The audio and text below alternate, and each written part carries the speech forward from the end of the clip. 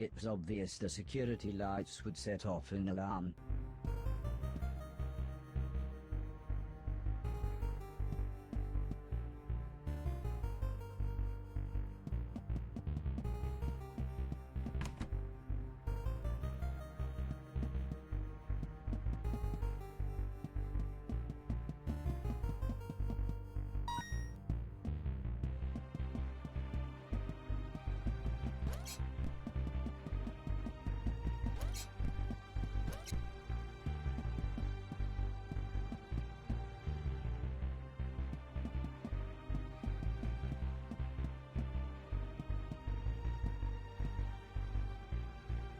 I needed to find somewhere to hide, or the guards would kill me.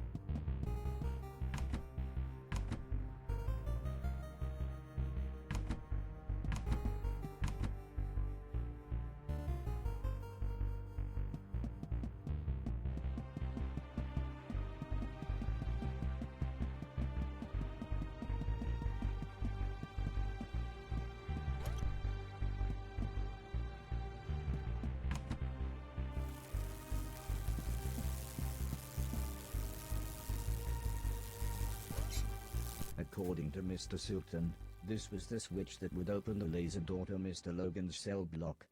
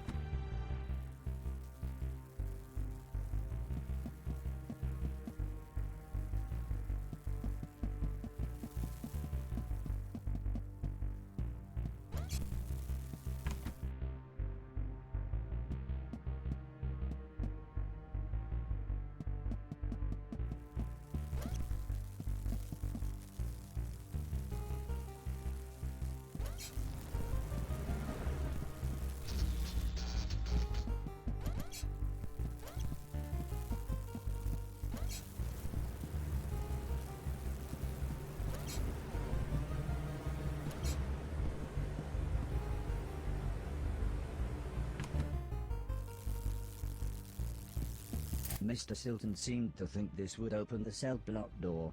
Luckily, he was right.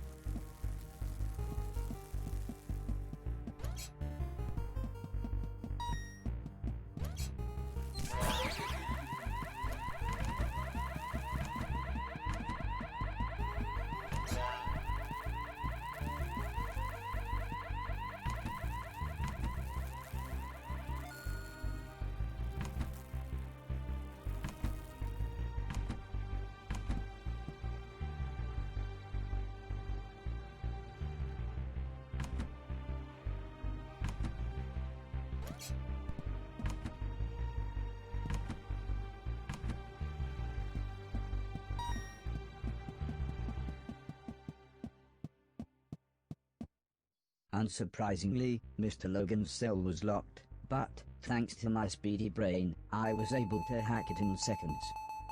Mr. Logan was not pleased to see me. No one ever was. But I couldn't work out why. However, when I mentioned Mr. Silton, he soon cheered up. We quickly made our way outside. Although I wasn't sure about Mr. Logan's stealth techniques, they were quite different from mine. But someone must have noticed Mr. Logan was missing, as, with a bright flash, we were soon attacked. This still wasn't the plan, said Mr. Silton as he insisted he was okay, and that, no, I didn't need to clean up the trail of blood. He did however urge me to take care of the huge tank bearing down on us.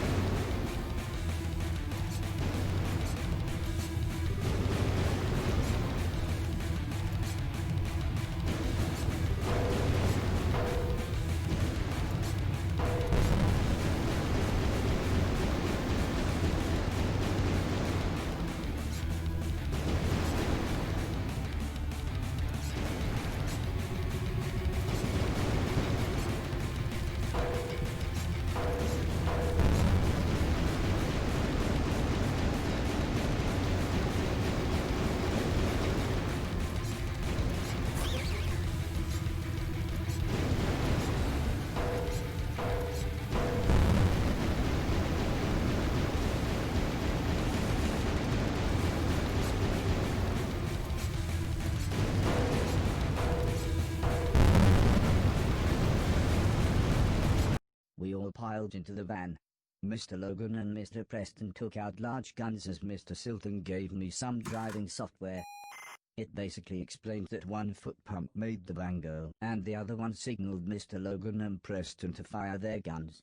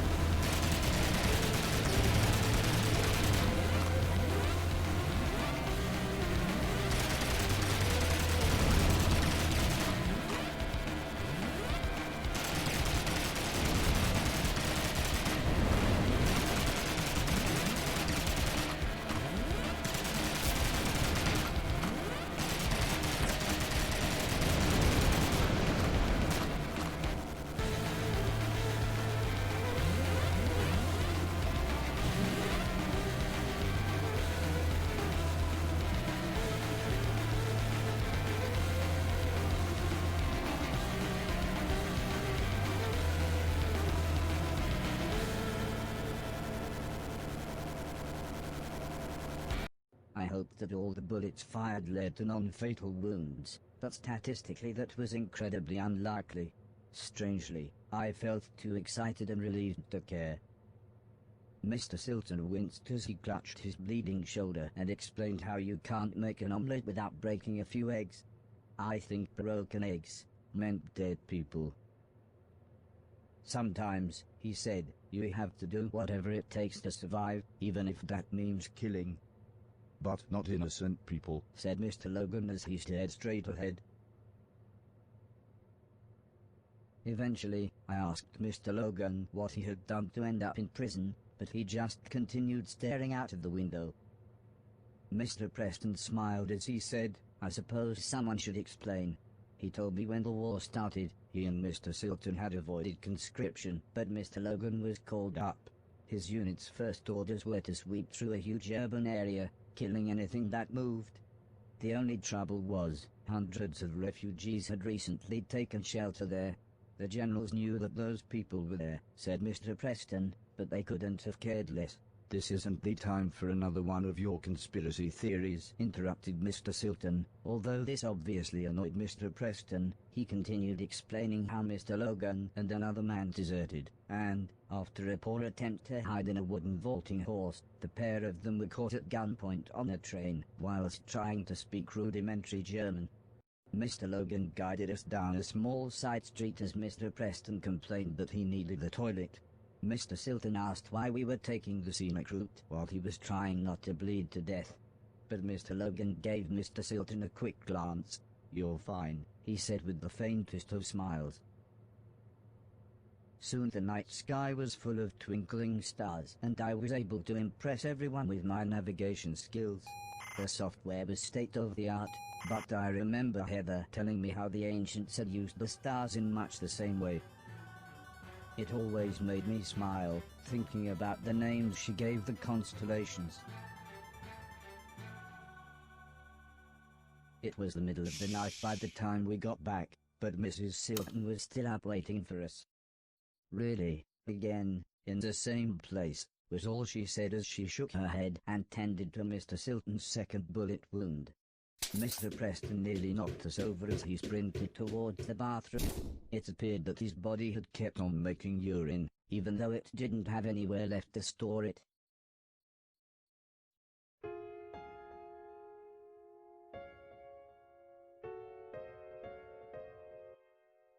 I asked Mr. Silton about Heather and the old lady, but he said he was just about to wash his hair. When I asked him again later, he said the main thing was that we'd got Logan and the van back, and couldn't the rest wait until I had cleaned up the band room for him. I didn't know what to say. Everything we had done, everything I had helped him with, I thought it was all to get everyone back together. But now I didn't know what to think. Before I could say anything, Mrs. Silton explained that it was okay if I only travelled on trains and was alone. I must have looked worried as Mrs. Silton smiled and continued, if you really want these idiots to go with you, They can disguise themselves and catch the next train after you. Mr. Silton was dismissive, and said I'd get nowhere without proper ID. They'll be stopping robots for even the tiniest of things, he said. And a robot passport costs a fortune these days. Well, said Mrs. Silton, it's a good job I've got this. Mr. Silton looked confused and asked where Mrs. Silton got the money. Sometimes, said Mrs. Silton, when God slams a door in your face and shoots you twice in the shoulder, he opens a window. Mrs. Silton explained how Preston had given her the extra money. He said there was good money to be made selling pills and powder to people that distracted them from the world being an absolute mess. Bedtime, said Mr. Logan as he carried his guitar into his room. Everyone else left one by one, leaving me stroking the dog.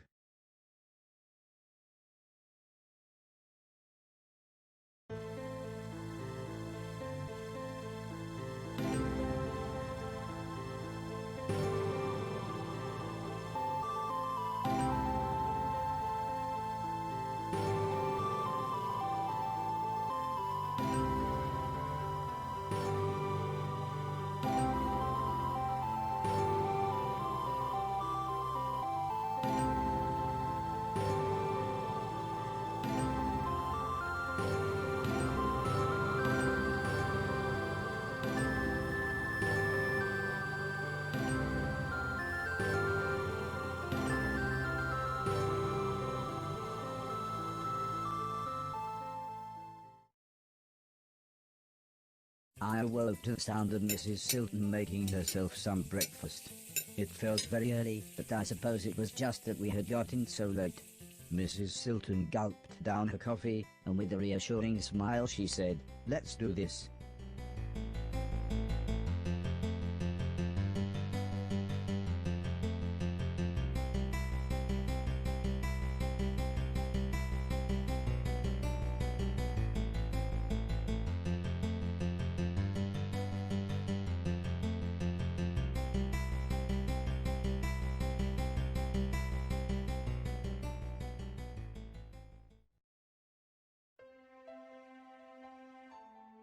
The pedestrian tunnel was far longer than I expected, but it was nice. It gave me a chance to chat with Mrs. Silton.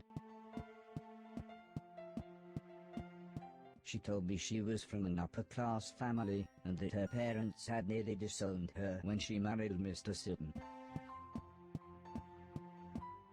But she said she really was happy being with her husband.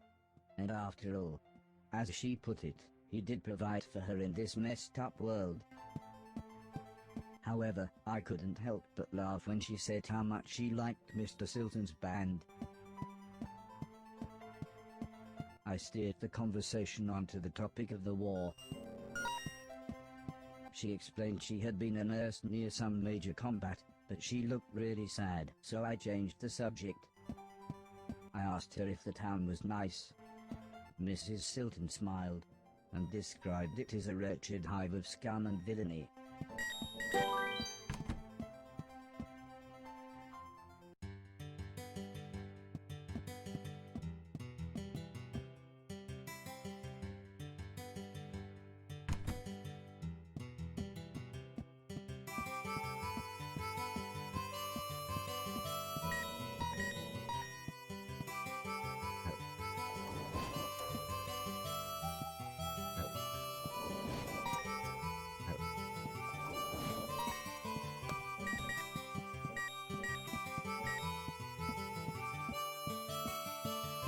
Train tickets cost $1,000, so Mrs. Silton said I should trade in some of the things I'd cleaned so I could afford to travel. However, when we tried the door, it was apparent that the junkyard owner wouldn't be back for a while. So Mrs. Silton suggested I try to earn some money by other means. She said there were plenty of jobs in the town that a robot could do.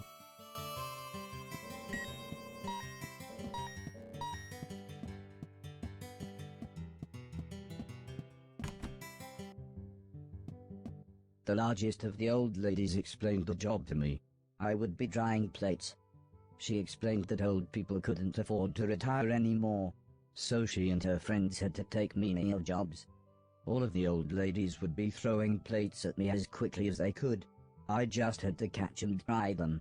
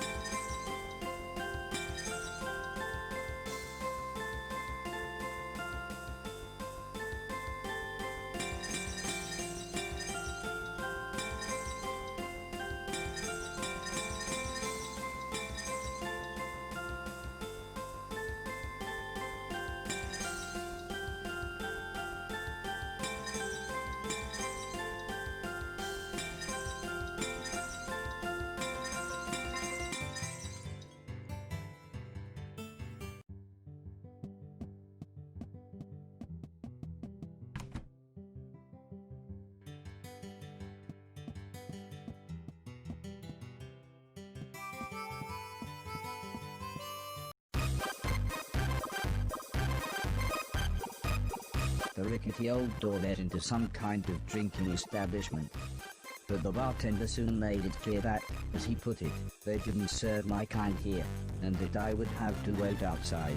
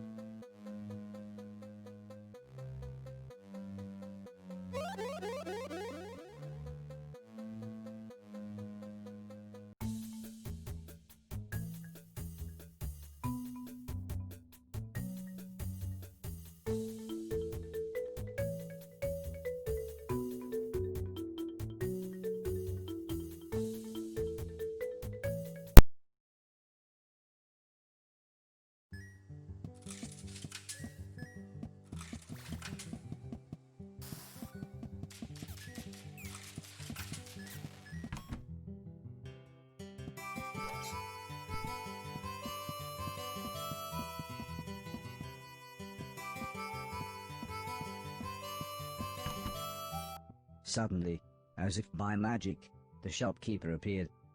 "Hello, sir," he said. "If there's something that catches your eye, just pick it up and bring it over to me."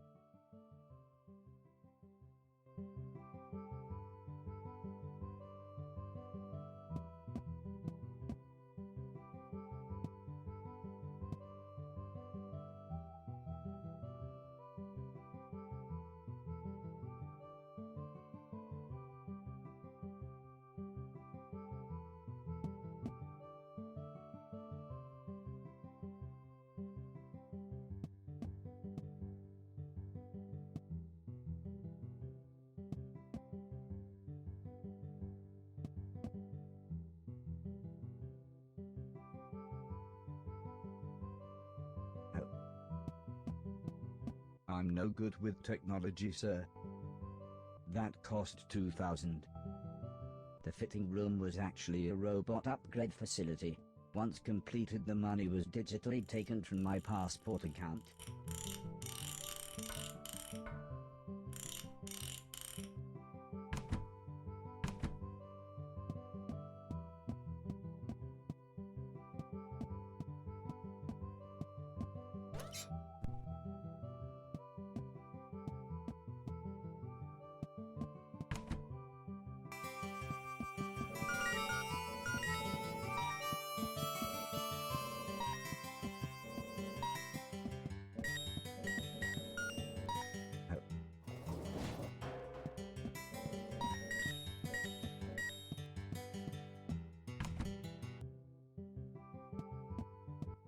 The foreman explained the job to me. I would be making bricks. The world needed rebuilding, and these bricks would more than help. He said I would be on the end of the production line and would be shaping the final part of the bricks. All I had to do was hit the brick in time with everyone else.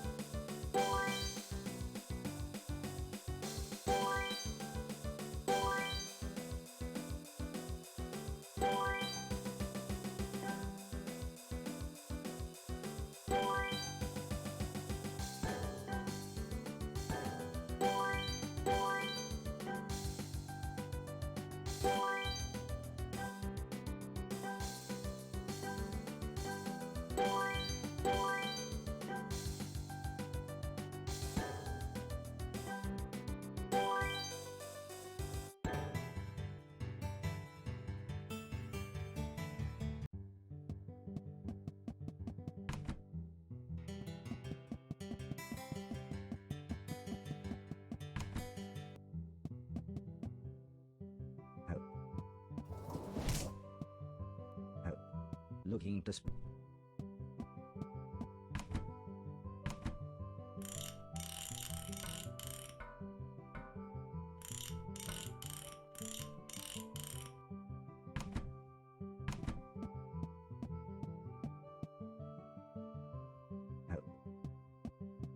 "I'm sorry, sir," said the shopkeeper. "You don't have enough money."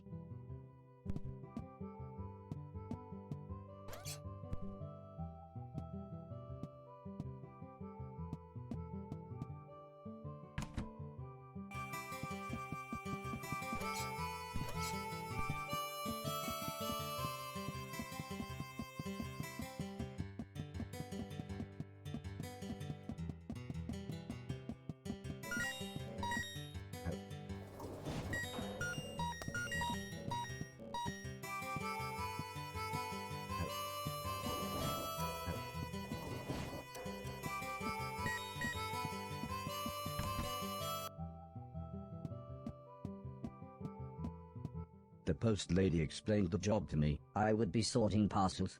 Many people were now separated by desolate battlefields and needed these care packages to survive. The parcels were either red or blue.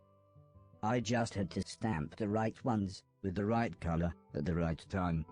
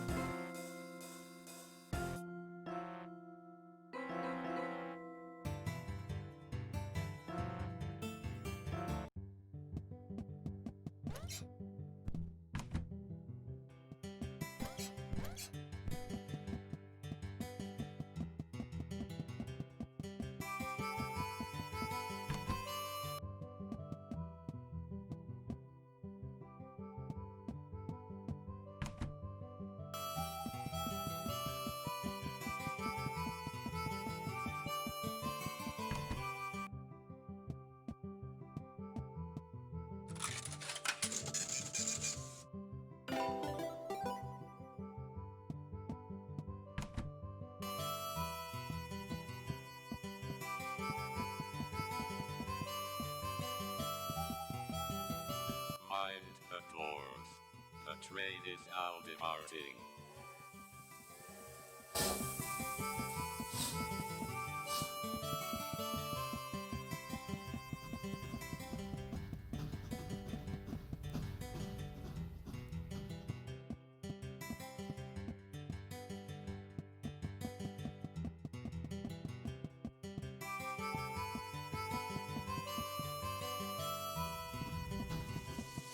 Maiden, this is Maiden.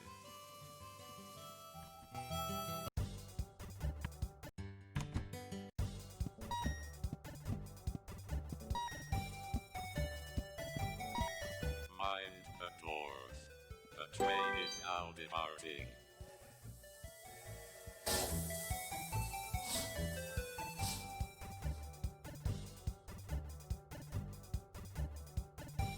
The clouds were gathering as we pulled into Factoryton and the professor's factory.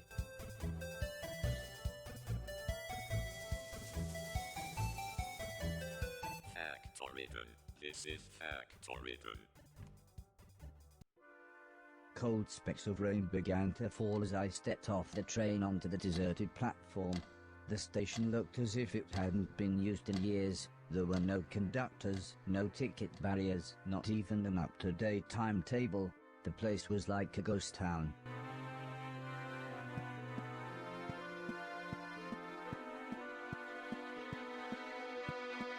Mind the doors.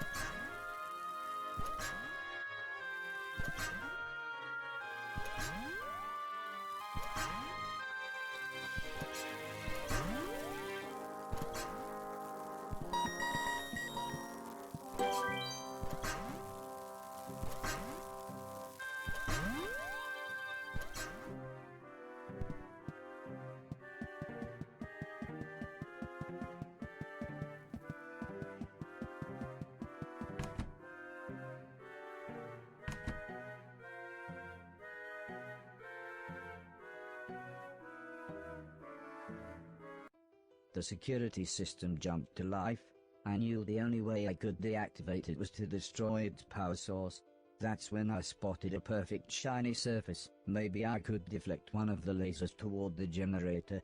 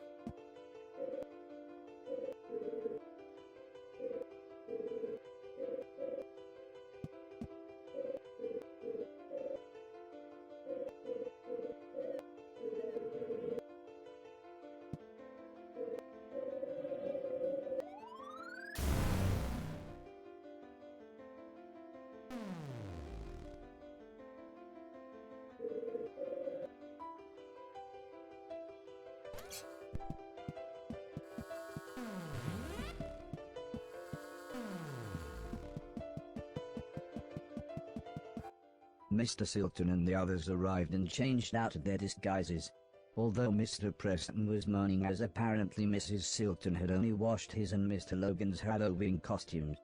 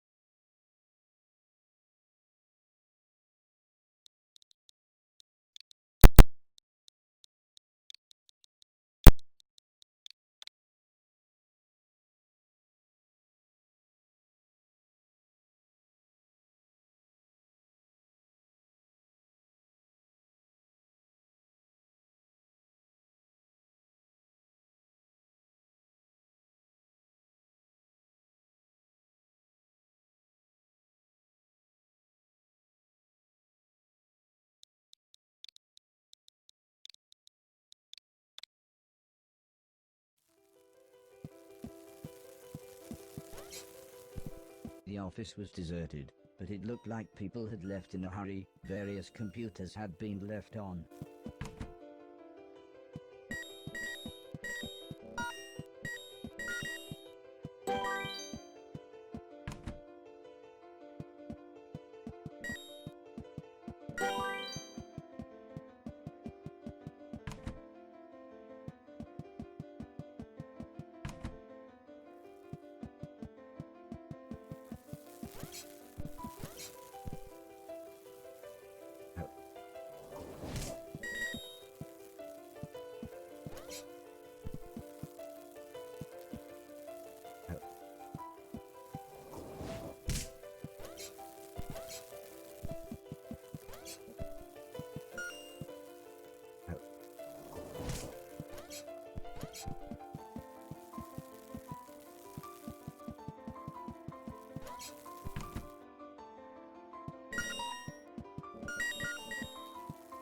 Strangely, there were drawings of me everywhere. I hoped the professor could tell me why when we found him.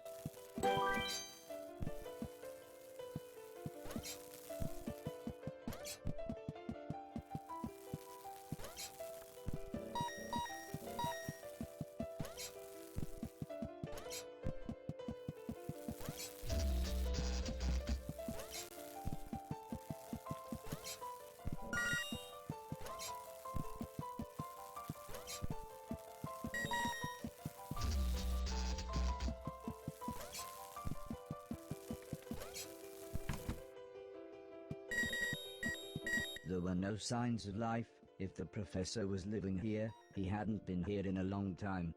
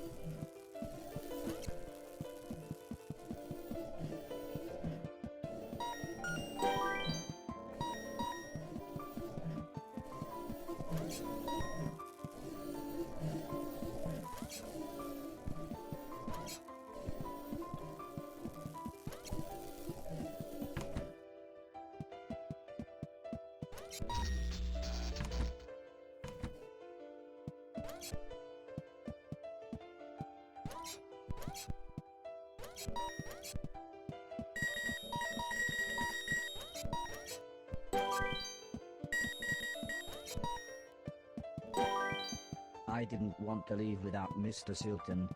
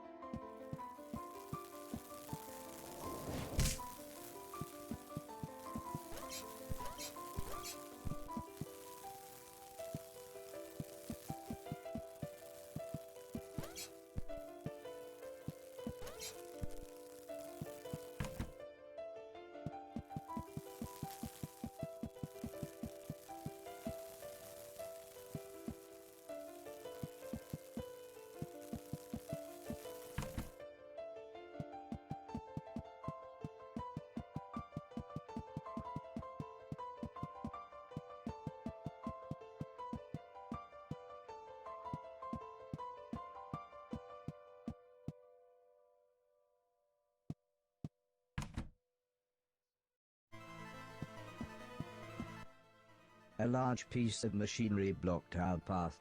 Mr. Silton smiled when I asked what we should do next. I knew straight away that he didn't mean Mr. Preston or Mr. Logan when he said, "Someone's gonna have to climb inside." It seemed we could use the computer to move chunks of the machine around. I knew I needed to make a clear path, as it would be me that would be going through it.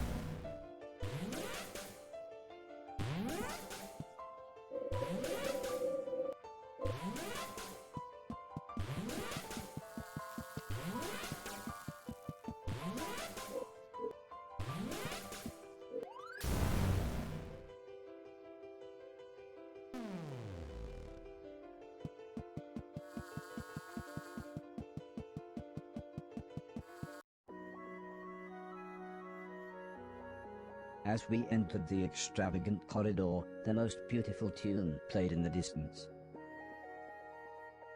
But almost as soon as we began to enjoy its dulcet tones, the music stopped, dead.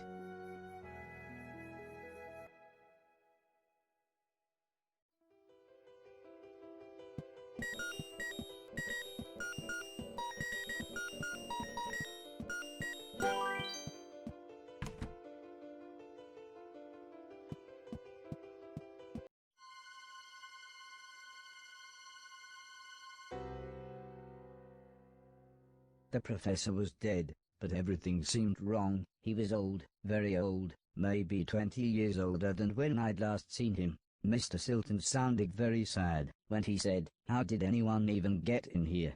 I don't know what to do now. I suppose we'll head back to the train station."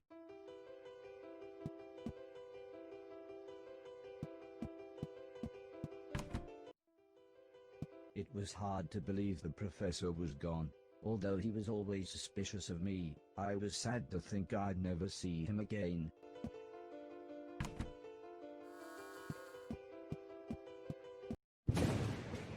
"Is it?" "Yes, it is. This is the right day," said the professor as he jabbed at a small metal box. "I don't know how much time I've got to explain," he continued as a bright light began to surround everyone. "Oh, not long at all."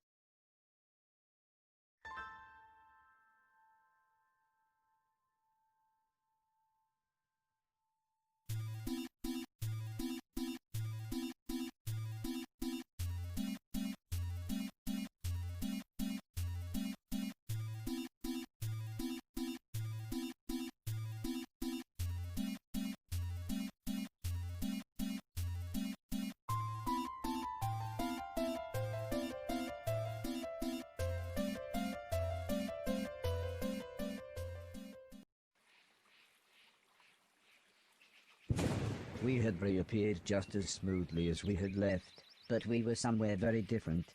Mr. Preston and Mr. Logan were speechless, but the professor just continued studying his box. Looking back, I suppose I was rather stupid, as I ended up chasing a beautiful butterfly. I was lost, but soon I realized I wasn't as alone as I thought. I couldn't believe we had time traveled, but there was no time to sightsee.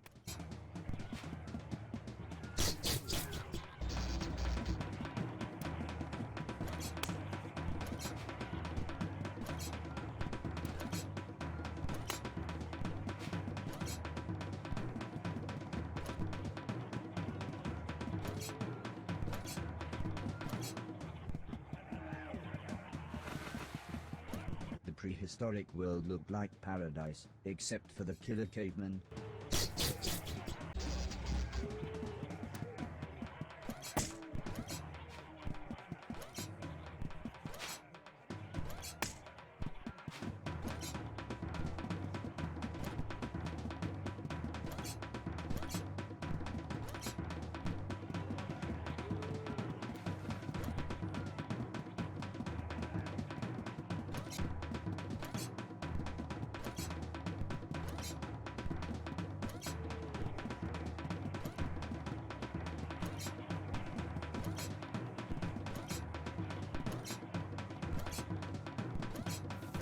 I would have liked to have a look around, but I had to get back to the others.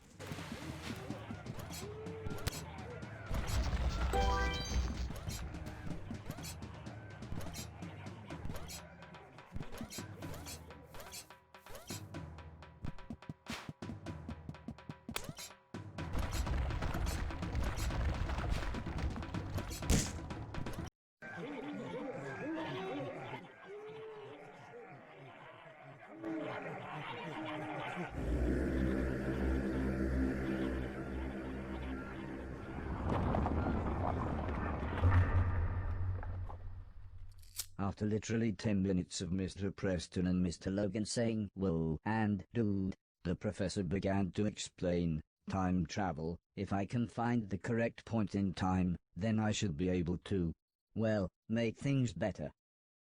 I suppose it's like we're in that excellent movie," chuckled Mr. Logan. "Back to the Future?" replied Mr. Preston. No, that excellent movie.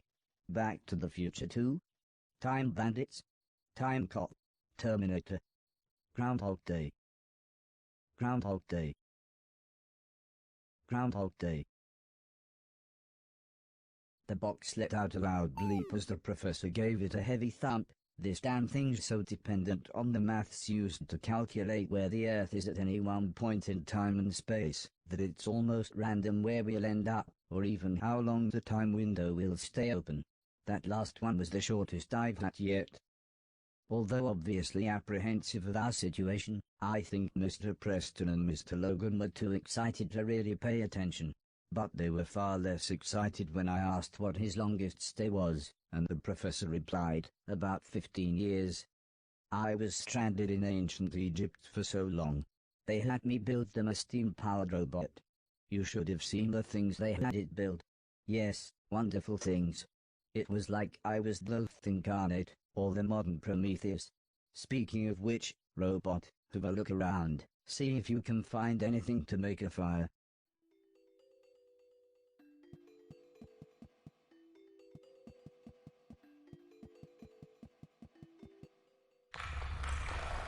As great as my shoes were, they weren't much use when there was nothing for them to stick to. I rolled deep into the cave, but at least I had found the professor some firewood. Now I just needed to get back to everybody else.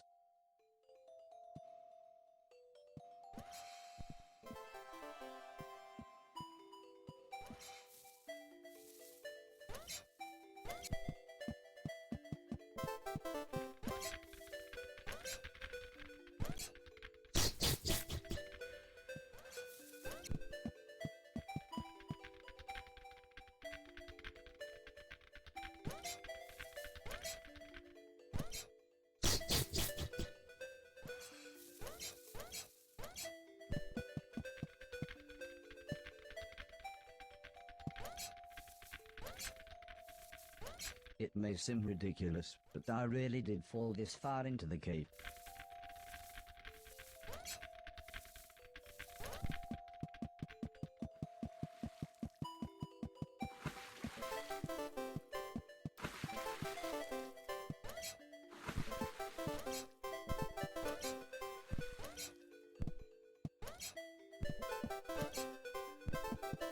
Things started to look familiar.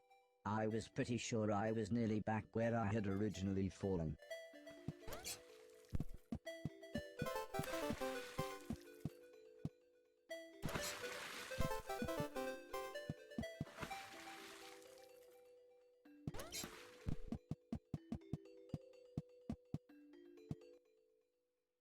Everybody warmed themselves by the fire. In the orangey glow, the cave even looked a little homely. Mr. Logan was much more comfortable now that he could see his surroundings, but Mr. Preston kept saying, "We're in bloody dinosaur times." The professor laughed. He pointed out that there was 65 million years between dinosaurs and the emergence of man. But that just made Mr. Preston panic about possible dinosaur ghosts. I got the feeling Mr. Logan had heard this kind of talk before, as he sighed when he said, "Oh, I suppose you believe in ghosts as well now, do you?" "Well, yeah," said Mr. Preston. "Barry's missus says this bloke who works with her uncle reckons his brother saw one. Fact." And with that, he began to tell the most amazing story I had ever heard. He explained how there was a man traveling through the Black Wall Tunnel who saw a young motorcyclist stood by a smashed-up motorbike. The man stopped, so the motorcyclist told him an address, but when he got in the back of the car, he fell silent, clearly in shock. "This isn't a ghost story," interrupted Mr. Logan. "This is called giving someone a lift." Mr. Preston was annoyed. Mr. Logan's stupid joke had ruined his train of thought. The brother of a bloke who works with Mrs. Silton's uncle gave a young motorcyclist a lift after a crash outside the Black Wall Tunnel. I said, just happy to be part of the conversation. "Yeah, that's it," said Mr. Preston as he explained that when the man arrived at the address, the motorcyclist had vanished. He said the man, not knowing what else to do, knocked on the door of the house. Soon an old lady answered, and when the man asked her if she had a son, she burst out crying and sobbed, "I did have, but he died 10 years ago today. Just outside the Black Wall Tunnel." I couldn't believe my audio sensors. This was concrete proof of the afterlife. I mean, Mr. Logan did point out that the story was from a children's TV show called Grange Hill, but you can't argue with the facts. Soon, the professor had finished inputting whatever data his box needed. "Robot," he said, "we need to be outside for my computations to be truly accurate. Find us an exit from this platonic allegory." The cave. Find us a way out.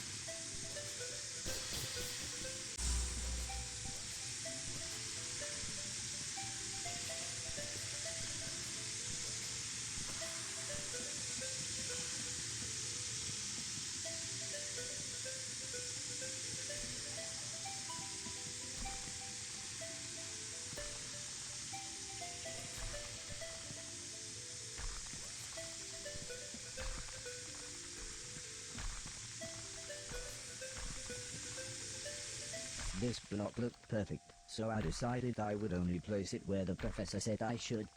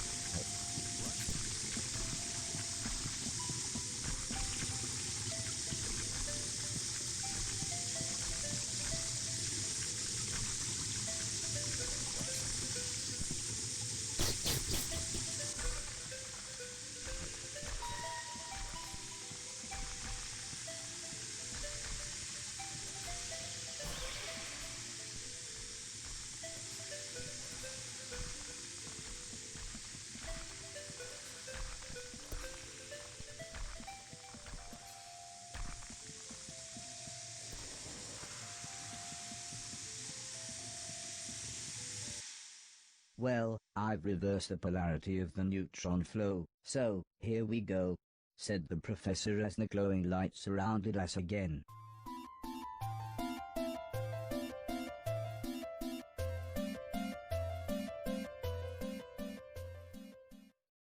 This is it, said the professor as he looked around. Oh no, he gasped as his expression became far more serious. It's the wrong time.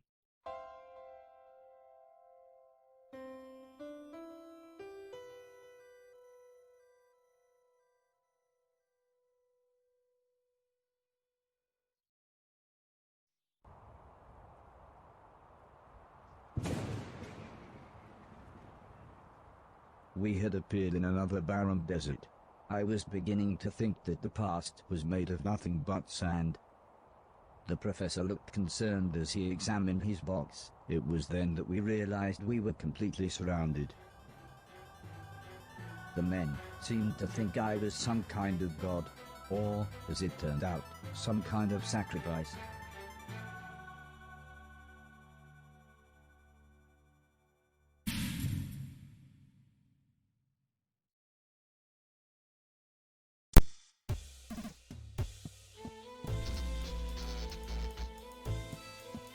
The stalactite above me looked quite unstable, like it was ready to come down.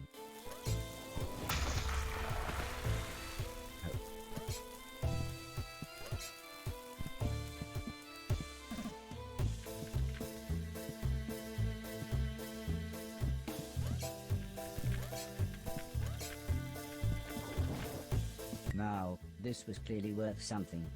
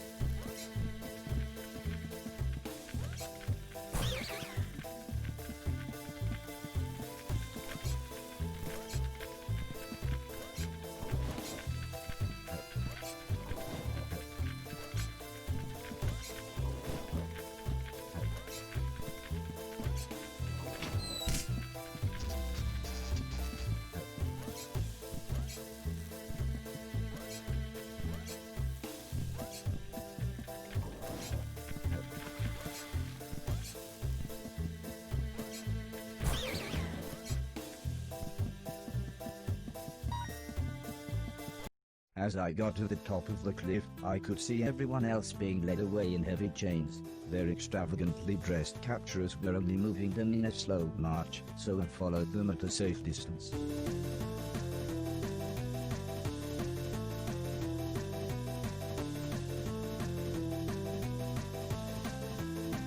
Strangely, the men seemed to ask the professor something, who nodded in agreement. Although they clearly knew each other, the man in charge pushed the professor into a small wooden cage, along with Preston and Logan. The men then left. I was about to attempt to free my friends when one of the men returned with some tools. It was then I heard some machinery start in the distance, and the man left again. I then found out what the machinery was.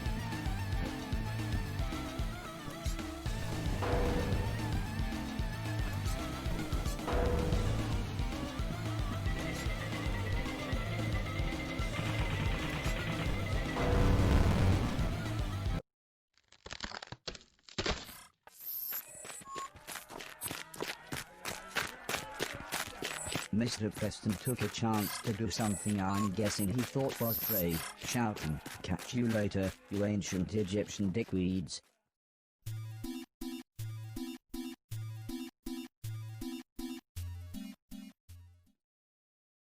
"This looks right." "Stay here," whispered the professor, "just in case."